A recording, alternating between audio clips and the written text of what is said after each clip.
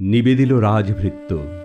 মহারাজ, বহু অনুনয়ে সাধুশ্রেষ্ঠ নরোত্তম তোমার সোনার দেবালয়ে নালয়ে আশ্রয় আজি পথপ্রান্তে তরুচ্ছায়াতলে করিছেন নাম সংকীর্তন। ভক্তবৃন্দ দলে দলে ঘেরি তাঁরে দর দর উদ্বেলিত আনন্দ ধারায় ধৌত ধন্য করিছেন ধরণীর ধূলি।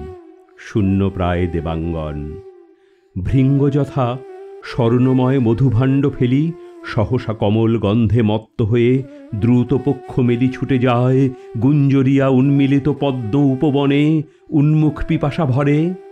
সেই মতো নরনারীগণে সোনার দেউল পানে না তাকায়ে চলিয়াছে ছুটি যেথায় পথের প্রান্তে ভক্তের হৃদয়ে পদ্ম ফুটি বিতরিছে স্বর্গের সৌরভ। রত্নবেদিকার পরে একা দেব রিক্ত দেবালয়ে। শুনি রাজা ক্ষোভ ভরে সিংহাসন হতে নামি গেলা চলি যেথা তরুচ্ছায়ে সাধু বসি তৃণাসনে। কহিলেন নমিতাঁর পায়ে, হ্যারো প্রভু, স্বর্ণ শীর্ষ নৃপতি নির্মিত নিকেতন অভ্রভেদী দেবালয়, তারে কেন করিয়া বর্জন দেবতার স্তবগান গাহিতেছ পথপ্রান্তে বসে? সে মন্দিরে দেব নাই, কহে সাধু। রাজা কহে রোষে, দেব নাই? হে সন্ন্যাসী, নাস্তিকের মতো কথা কহ। রত্ন সিংহাসন পরে দীপিতেছে রতন বিগ্রহ, শূন্য তাহা? শূন্য নয়, রাজদম্ভে পূর্ণ। সাধু কহে, আপনায় স্থাপিয়াছ জগতের দেবতারে নহে। ভ্রুকুঞ্চিয়া কহে রাজা, ২০ লক্ষ স্বর্ণ মুদ্রা দিয়া রচিয়াছি অনিন্দিত যে মন্দির অম্বর ভেদিয়া, পূজা মন্ত্রে নিবেদিয়া দেবতারে করিয়াছি দান। তুমি কহ সে মন্দিরে দেবতার নাহি কোনো স্থান? শান্ত মুখে কহে সাধু, যে বৎসর বহ্নিদানে দীন ২০ সহস্র প্রজা গৃহহীন অন্ন বস্ত্রহীন দাঁড়াইল দ্বারে তব, কেঁদে গেল ব্যর্থ প্রার্থনায়।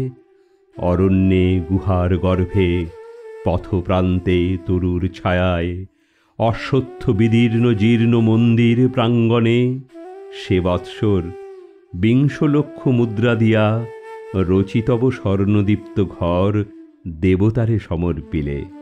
সেদিন কহিলা ভগবান, আমার অনাদি ঘরে অগণ্য আলোক দীপ্যমান অনন্ত নীলিমা মাঝে মোর ঘরে ভিত্তি চিরন্তন সত্য শান্তি দয়া প্রেম।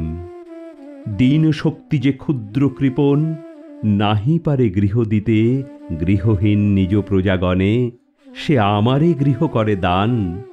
চলি গেলা সেই ক্ষণে পথপ্রান্তে তরুতলে দীন সাথে দিনের আশ্রয়। অগাধ সমুদ্র মাঝে স্ফীত ফেন যথা শূন্যময়, তেমনি পরম শূন্য তোমার মন্দির বিশ্বতলে স্বর্ণ আর দর্পের বুদবুদ।